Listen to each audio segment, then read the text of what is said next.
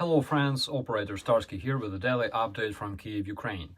Tonight in Ukraine, the Russian terrorists shelled Chernihiv and Sumy oblasts across the border. Also, Kharkiv Oblast was hit with S-300 missiles and Shahid drones, damaging a local school and starting a fire.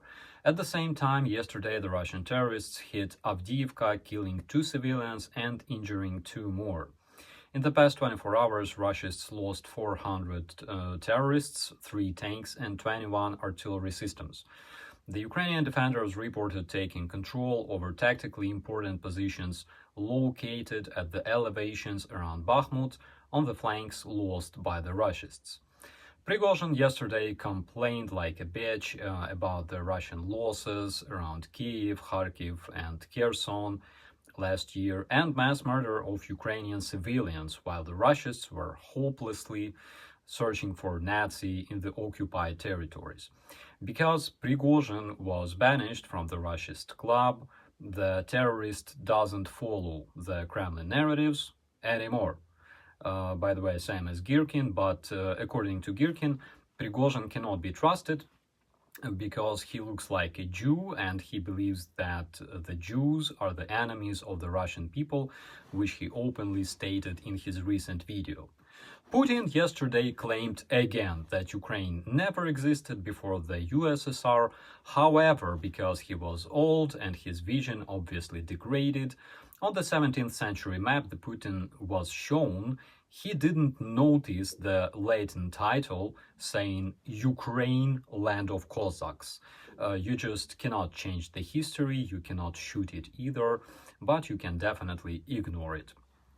The Russian media yesterday showed several photos and videos trying to prove that the Russian freedom fighters were completely obliterated near Belgorod. At the same time, all the bodies of the allegedly eliminated freedom fighters were wearing pixel uniforms, while the actual Russian freedom fighters wear MTP camo. Even the Russians themselves criticized, for example, this graffiti saying "For Bakhmut," painted over the already burnt down paint.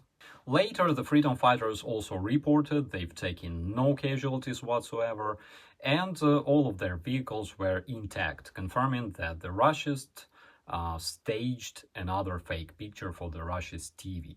The cringiest part of the Kremlin's propaganda was the video showing heroic General Lapin, known for losing whole Kharkiv region in 2022.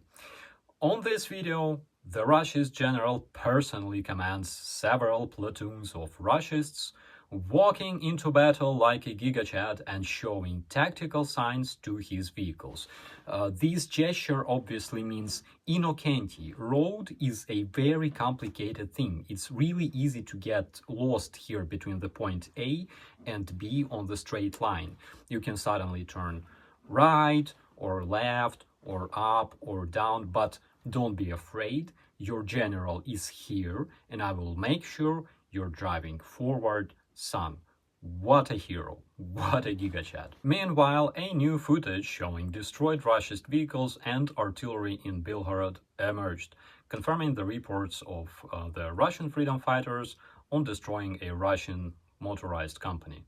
Tonight, my old friend Ilya Bogdanov, one of the Russian freedom fighters, posted several photos also proving he's fine. What's the current situation in Kozinka and Graivoron? I think the Russian partisans relocated to a different spot because apparently a new group of the Russian freedom fighters emerged in Kursk Oblast, meaning that soon we'll probably see more adventures of the heroic General Lapin, hopefully riding a battle elephant in a blaze of glory. And because he's a Russian general, I hope that we'll be seeing him personally commanding a platoon or maybe even a squad. My name is Operator Starsky. Be safe.